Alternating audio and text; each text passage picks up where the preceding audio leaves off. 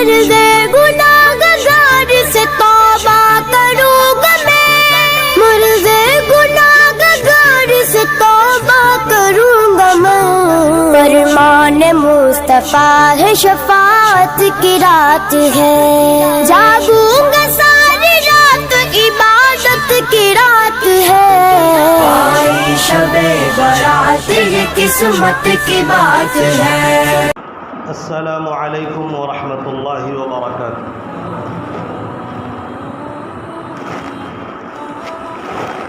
الحمد للہ نحمده ونستعینه ونستغفره ونؤمن به ونتوکل علیہ ونعوذ باللہ من شرور انفسنا ومن سیئات اعمالنا، من يهده الله فلا مضل له ومن يضلله فلا هادي له، ونشهد أن لا إله إلا الله وحده لا شريك له، ونشهد أن سيدنا ومولانا محمدا عبده ورسوله، أما بعد فأعوذ بالله من الشيطان الرجيم، بسم الله الرحمن الرحيم، اهدنا الصراط المستقيم، صراط الذين أنعمت عليهم غير المغضوب عليهم ولا الضالين، آمين۔ صدق اللہ العظیم۔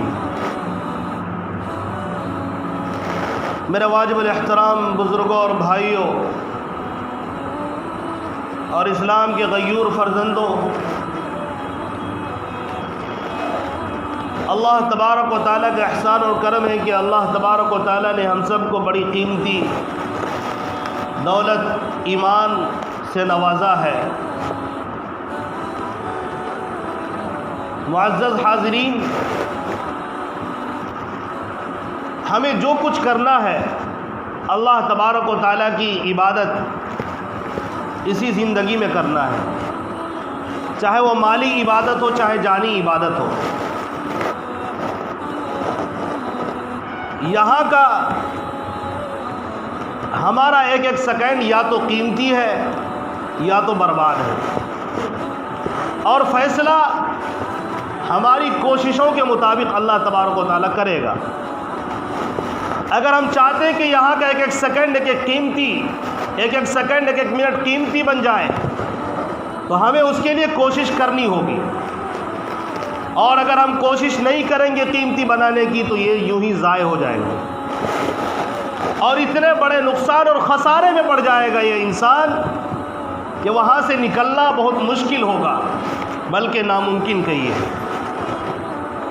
کیونکہ اللہ تبارک و تعالیٰ نے کامیابی کا راز بھی بتا دیا، کامیابی کا راستہ بھی بتا دیا، اور ناکام ہونے کا راستہ بھی تمام انسانوں کو بتا دیا ہے، چاہے وہ کسی بھی فرقے سے تعلق رکھنے والا انسان ہو، کسی بھی مذہب سے تعلق رکھنے والا انسان ہو، ہر ایک کے سامنے سچا راستہ بھی آ گیا، خراب راستہ بھی آ گیا، جھوٹا راستہ بھی سامنے ہے،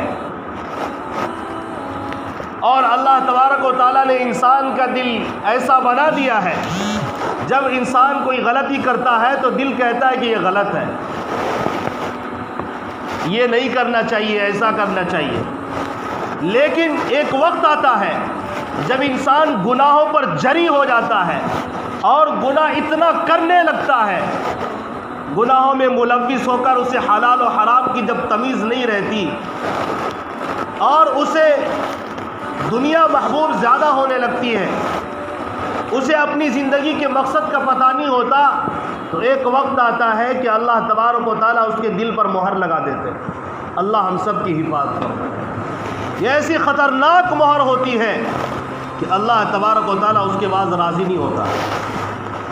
یہی وجہ ہے جب یہ بندہ مومنوں کے راستے کو چھوڑ کر چلتا ہے، اسلام کے راستے کو چھوڑ کر چلتا ہے، قرآن کے راستے کو چھوڑ کر چلتا ہے، نبی پاک علیہ الصلوۃ والسلام کی سنت کو جب چھوڑ کر چلنے لگتا ہے اور مسلسل اس پر اصرار کرنے لگتا ہے، بار بار قرآن کی بات سننے کے باوجود، حدیث کی سننے کے باوجود صرف اپنے نفسانی خواہشات میں جب وہ مبتلا ہو جاتا ہے، اللہ تبارک و تعالیٰ ایک وقت تک ڈھیل دیتا ہے، اس کے بعد اس کے دل پر جب مہر لگا دیتا ہے تو اس کے بعد اس کو حق بات سمجھ نہیں آتی، اور یہ اللہ تبارک و تعالیٰ کا بہت خطرناک عذاب ہے۔ اسی لیے اللہ قرآن میں کہتا ہے وَمَن يُشَاقِقِ الرَّسُولَ مِن بَعْدِ مَا تَبَيَّنَ لَهُ الْهُدَى وَيَتَّبِعْ غَيْرَ سَبِيلِ الْمُؤْمِنِينَ نُوَلِّهِ مَا تَوَلَّى وَنُصْلِهِ جَهَنَّمَ۔ غور سے سنیں اس آیت پاک کا ترجمہ اور سمجھیں اللہ تبارک و تعالیٰ اس میں کیا کہنا چاہ رہا ہے۔ جو بندہ رسول کی نافرمانی کرتا ہے، جو بندہ تمام مسلمانوں کے راستے کو چھوڑ کر چلتا ہے، چاہے وہ کوئی بھی بندہ ہو، اگر وہ انسان ہے، اگر وہ جنات ہے، جو بندہ مسلمانوں کے راستے کو چھوڑ کر نبی کی مخالفت میں چلتا رہتا ہے، اللہ قرآن میں کہتا ہے ایک وقت آتا ہے نُوَلِّهِ مَا تَوَلَّى، میں اسے اسی راستے پر چلاتا ہوں جس راستے پر وہ چل رہا ہوتا ہے۔ پھر اللہ تبارک و تعالیٰ اپنا خاص فضل و کرم اس بندے پر نہیں کرتا۔ بہت سارے ایسے بندے ہیں اگر اس کے دل کے اندر ذرہ برابر بھی کہیں پر خوف پیدا ہو جاتا ہے اور وہ گناہ میں ملوث ہوتا ہے، اللہ ایسی توفیق سے نوازتا ہے وہ گناہوں سے توبہ کر کے صرف اللہ تبارک و تعالیٰ کے راستے پر بتائے ہوئے راستے پر چلنے لگتا ہے۔ لیکن ایسے بندے پر اللہ تبارک و تعالیٰ جب اپنے رحم و کرم کو اٹھا لیتا ہے پھر وہ غلط راستے پر چلتا رہتا ہے۔ یہ بھی اللہ تبارک و تعالیٰ کے عذاب ہے۔ جب اللہ ہدایت نہ دے تو کس کے بس میں کوئی ہدایت ہے؟ جب نبی کو ہدایت کا اختیار نہیں دیا گیا، نبی کو کہا گیا آپ کا کام راستہ بتا دینا ہے، آپ کا کام قرآن پڑھ کے سنا دینا ہے، آپ کا کام جو میں نے کہا اس کو بتا دینا ہے۔ إِنَّكَ لَا تَهْدِي مَنْ أَحْبَبْتَ وَلَكِنَّ اللَّهَ يَهْدِي مَن يَشَاءُ۔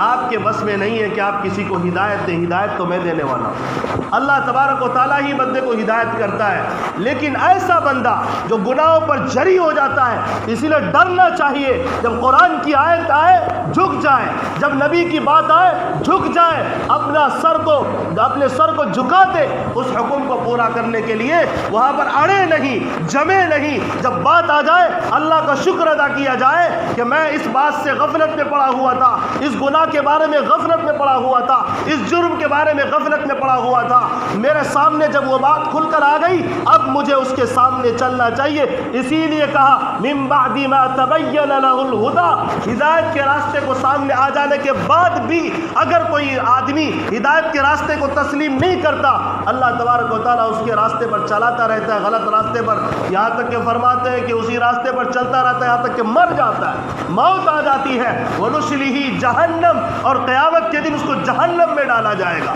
کون ہے، کس کا جسم ہے جو جہنم کی آگ برداشت کر سکتا ہے؟ میرے بھائی میرے بس میں نہیں، ہمارے بس میں نہیں کہ جہنم کی تپش بھی برداشت کرے کہ جائے کہ جہنم کے اندر ہمیں ڈال دیا جائے۔ اسی لیے وقت سے پہلے ہمیں اپنے آپ کو سنبھالنا ہوگا، سیدھا راستے پر چلانا ہوگا۔ میں نے قرآن مقدس کی آیت پڑھی اہدنا الصراط المستقیم۔ اللہ تبارک و تعالیٰ سے دعا کرتے ہیں اللہ تبارک و تعالیٰ اس آیت کا صحیح مفہوم ہمیں سمجھ آ جائے اور ہمیں اللہ تبارک و تعالیٰ عمل کی بھی توفیق دے دے۔ اللہ تبارک و تعالیٰ 4 آیات قرآن مقدس کی سورہ فاتحہ کی 4 آیت کے بعد یہ 5ویں آیت ہے جس میں اللہ تبارک و تعالیٰ نے دعا سکھائی ہے۔ جب نماز پڑھنے لگو، نماز میں سورہ فاتحہ کی تلاوت کرو تو ہدایت کی دعا کرو۔ جب عام طور پر کہیں بھی سورہ فاتحہ کی تلاوت کرو تو ہدایت کی دعا کرو۔ اہدنا الصراط المستقیم، اے ہمارے رب ہم تجھ سے سیدھے راستے کی طلب کرتے ہیں، تو ہمیں سیدھا راستہ دکھا دے۔ یہ سیدھا راستہ کیا ہے ہمیں یہ سمجھ لینا چاہیے، اگر یہاں ہم نے نہیں سمجھا تو بہت مشکل میں پڑ جائیں گے۔ سیدھا راستہ کون سا ہے؟ اللہ تبارک و تعالیٰ نے قرآن مقدس میں آگے فرمایا صراط الذین انعمت علیہم، یہ ان لوگوں کا راستہ ہے جن پر تو نے انعام کیا ہے۔ انعام جن پر کیا جائے گا اور کیا گیا وہ کون بندے ہیں جن کو دنیا میں بھی عزت ملی اور آخرت کی लामहदूद ज़िंदगी में भी उसे इज़्ज़त मिलेगी। अल्लाह कुरान में कहता है उलाइका अल्लज़ीना अनअम अल्लाहु अलैहिम मिनन नबिय्यीना वस्सिद्दीक़ीना वश्शुहदाई वस्सालिहीन। ये नबियों का रास्ता है, ये शुहदा का रास्ता है, ये सिद्दीक़ीन का रास्ता है, ये सालिहीन का रास्ता है। तो हमें सबसे पहले नबियों के रास्ते पर चलना होगा, नबी पाक अलैहिस्सलातु वस्सलाम का आशिक बनना होगा, मोहब्बत करना होगा। नबी ने जो बताया, जैसा बताया, उसी में खैर और भलाई और आफियत समझें। मैं यहाँ रुक कर एक बात आप हज़रात से कहूँगा। मैं आम ख़तीबों की तरह खिताबत नहीं करता। बहुत सारे ख़तीबों को देखा कि वो पूरे बयानात में, पूरे सालों के बयानात में, मैं एतराज़ नहीं कर रहा, मैं बता रहा हूँ आपको, वो ऐसी बातों को नहीं बताते जिसमें आम तौर पर लोग मुलव्विस हो चुके हैं, गुनाह कर रहे हैं, और वो आम लोग उसके अंदर मुलव्विस हो गए। यानी बहुत बड़ा तबका उसमें मुलव्विस हो गए, आम तौर पर ख़तीब नहीं बताता। लेकिन मेरा मिजाज ये है, मैं अल्लाह तबारक व तआला से अज़ाब से डरता हूँ। नबी पाक अलैहिस्सलातु वस्सलाम ने फरमाया, जो वाइज़ीन है, जो ख़तीब है, अगर ये किसी बात को छुपाते हैं तो कल क़यामत के दिन इनके ज़बान को कैंचियों से काटा जाएगा। ये कितना ख़तरनाक अज़ाब है। क्या मैं अल्लाह तबारक व तआला के इस अज़ाब को बर्दाश्त कर सकता हूँ? खुदा की कसम नहीं कर सकता। मैं सोच भी नहीं सकता कि मैं बर्दाश्त कर पाऊँगा। बर्दाश्त करना तो दूर की बात। और एक रिवायत में आया कि ऐसे मुजरिमों को, ऐसे वाइज़ों को, ऐसे ख़तीबों को जो गलत सलत बातें मेंबरों पर बैठकर, स्टेजों पर बैठकर करते हैं, कल क़यामत के दिन इसके गले में जहन्नम की आग की लगाम डाली जाएगी। क्या बर्दाश्त कर पाएगा? इसीलिए मैं कहता हूँ, अगर ये बात कुरान हदीस के मुताबिक मेरी तरफ से जाए, अल्लाह के लिए कहता हूँ, अगर आप नाराज़ होते हैं तो कुरान से नाराज़ होते हैं, हदीस से नाराज़ होते हैं। मुझसे नाराज़ होकर क्या करेंगे आप? अगर मैं हवाला कुरान का न दूँ, अगर मैं हवाला हदीस का न दूँ और मैं यूँ ही बात करने लगूँ, फिर आप मुझे कहेंगे, तो फिर आप नाराज़ होंगे, तो मुझसे नाराज़ होंगे। लेकिन बात कुरान की हो, बात हदीस की हो, उस पर आपको तकलीफ़ होती है, तो तकलीफ़ कुरान से है, हदीस से है, मुझसे नहीं है। इसीलिए मैं आप हज़रात से कहता हूँ कि जब भी कोई बात आए, अगर आप उस गुनाह में मुलव्विस हैं, अगर आपको पता चल जाए ये गुनाह, इसको छोड़ दिया जाए, अल्लाह का शुक्र मनाए कि एक ख़तीब, एक इमाम ने आपको बता दिया कि गलत रास्ता है, उससे बचने की आपको तौफीक मिल गई। यानी जब रास्ते का पता चल गया तो तौफीक मिल गई। अब हमारी जिम्मेदारी उससे बचे, ये नहीं कि हम नाराज़ होने लगे और उससे रास्ता ये फ़िरक़े का है, वो ये मज़हब का है। ये सब गलत बातें हैं। ये मसलक से ताल्लुक़ रखता है। कुरान और हदीस के बाद ही कोई मसलक है, कुरान और हदीस से बड़ा कोई मसला नहीं।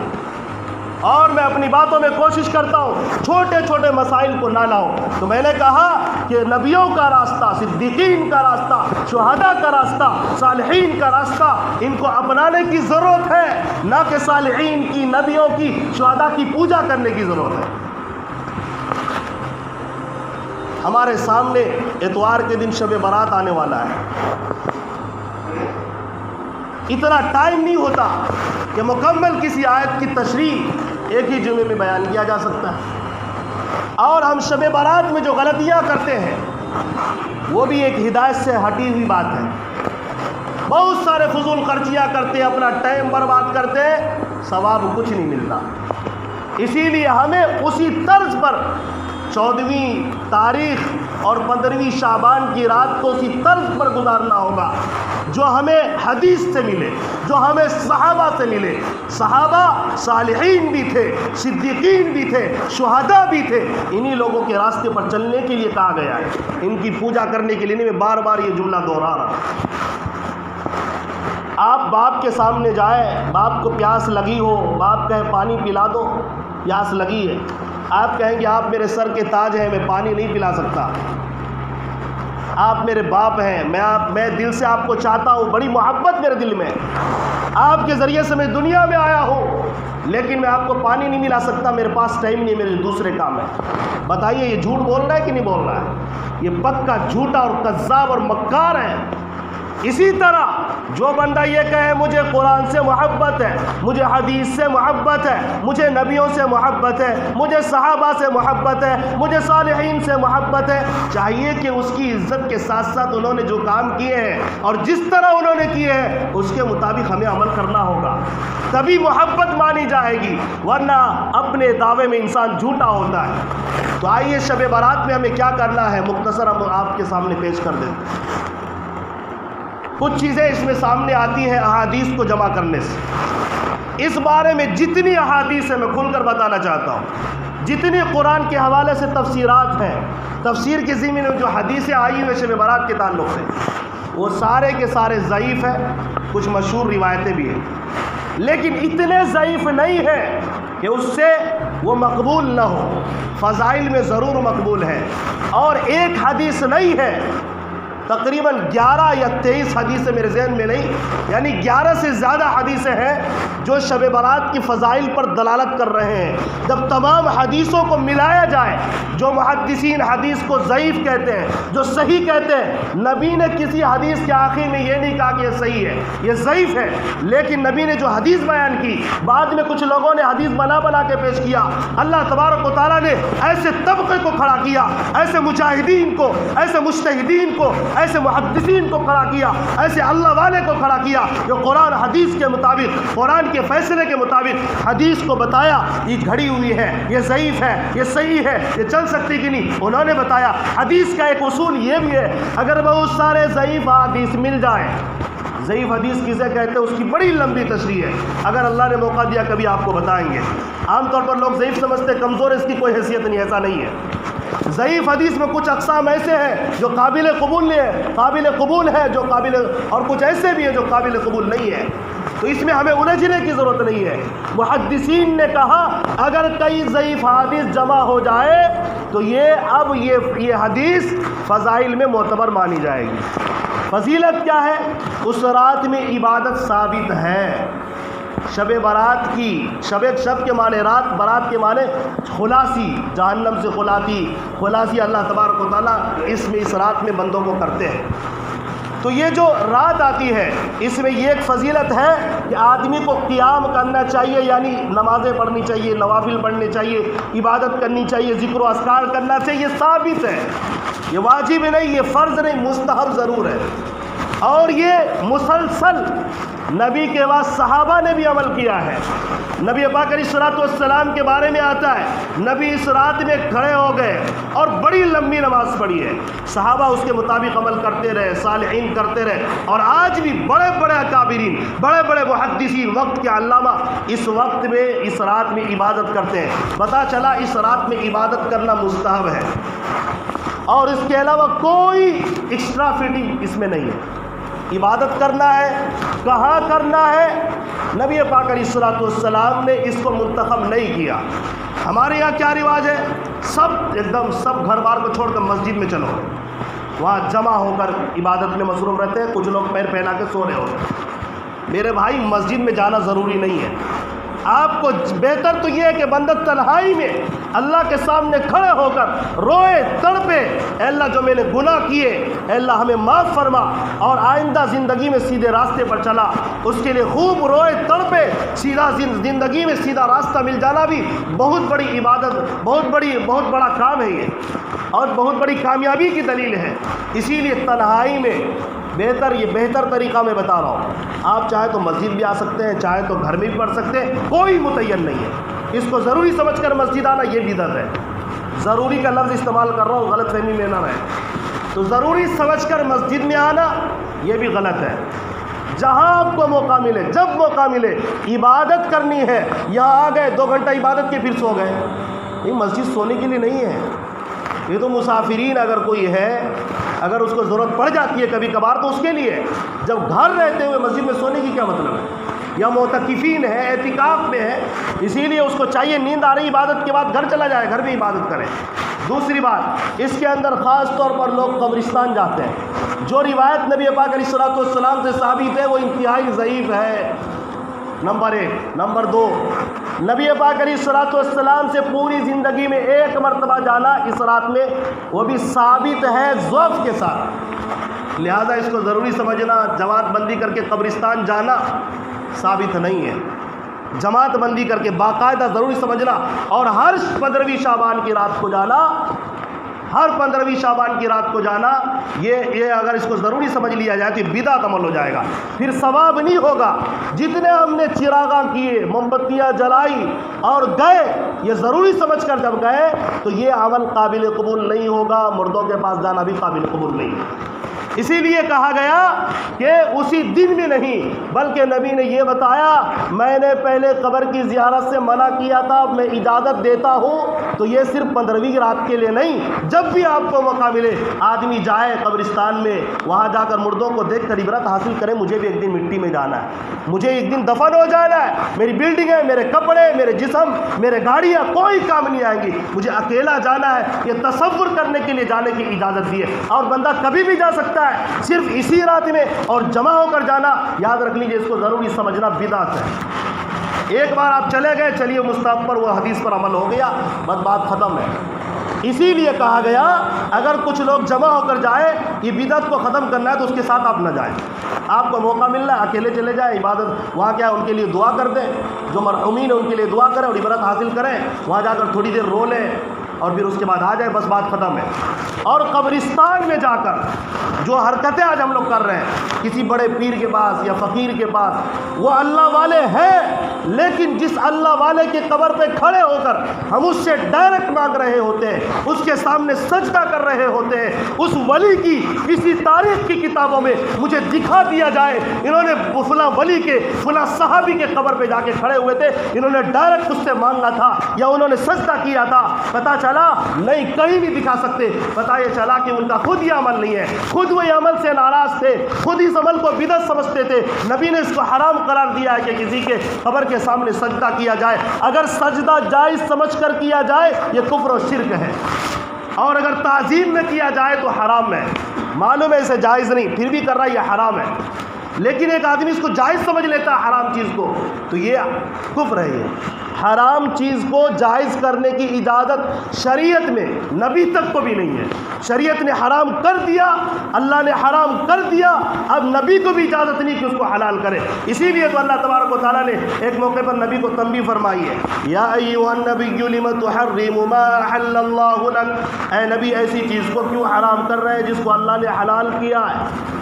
تو پتہ یہ چلا، ایک تو وہ، دوسری بات حلوہ وغیرہ کا رواج بڑے دنوں سے چلا آ رہا ہے. یہ فضول خرچی اللہ کے لیے بند کریں، مدد کریں غریبوں کی، یتیموں کی، مسکینوں کی.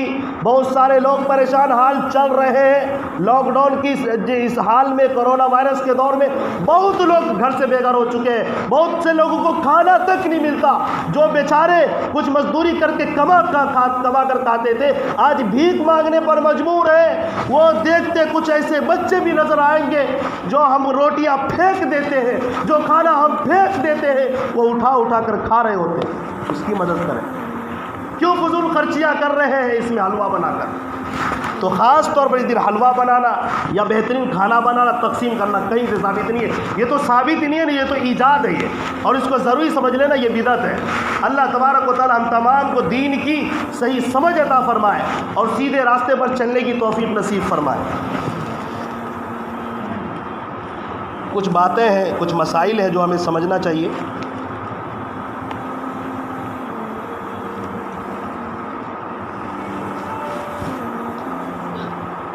ایک تو بات یہ ہے کہ بعض لوگوں کی طرف سے شکایت یہ آ رہی ہے، کچھ لوگ صف میں ایک دم پھیل کے بیٹھ جاتے ہیں اور وہ نہ کسی کو اندر آنے نہیں دیتے، صف میں جگہ خالی رہتی ہے. بھئی اگر کوئی اندر آنا چاہ رہا ہے تو اس کو آنے دیجیے. آپ صف کو بلاک کر کے نہ رکھیں، صف میں داخل ہونا چاہ رہا ہے آنے دیجیے اس کو. یہ صفوں کی درستگی نماز کے اندر بہت ضروری ہے، اس پر بہت ساری تاکید آئی ہے، اس کا ایک خیال رکھیں. اسی طرح روڈ جام کر کے نماز نہ پڑھیں. آپ 2 رکعت نماز پڑھنے کے لیے روڈ جام کر کے کتنوں کو تکلیف دے رہے ہیں آپ؟ بھائی کتنا آدمی مریض ہے، ہاسپٹل میں جانا ہے، پریشان حال ہے، کسی کا کوئی وعدہ ہوا ہوگا، تکلیف دے رہے ہیں اور 2 رکعت نماز کے لیے. اس لیے مین روڈ کو جام کر کے اللہ کے لیے نماز نہ پڑھیں. اور صفوں کے درمیان جگہ بالکل بڑا جگہ خالی کر کے دکان کے ڈر سے دکان میں کھڑے ہو کے نماز پڑھنا یہ صحیح نہیں ہے. سب بندی کر کے نماز پڑھیں. ایک مسئلہ میں نے آپ کو بتایا تھا مزار کے تعلق سے. میں اب آپ کو وہ باتیں بتاتا ہوں جو کچھ لوگوں کو سننے کی خواہش ہوگی. کن لوگوں کے لیے مزار پر جانا صحیح ہے؟ اس کے لیے مزار پر جانا صحیح ہے جو عبرت کے لیے جا رہا ہے یا اس کے پاس جا کر اس کے لیے دعا کرنے جا رہا ہے. چاہے وہ کہیں بھی جا رہا ہے, بس اس نیت سے جاتا ہے اس کے لیے جائز ہے. باقی وہاں جا کر مانگنے کی نیت سے یا شفا کی نیت سے کہ مجھے وہاں جاؤں گا تو شفا مل جائے گی, اولاد مل جائے گی, یا میں اس کو سجدہ کرنے جا رہا ہوں عبادت کی نیت سے, بعض صورتوں میں شرک ہے, بعض صورتوں میں حرام ہے.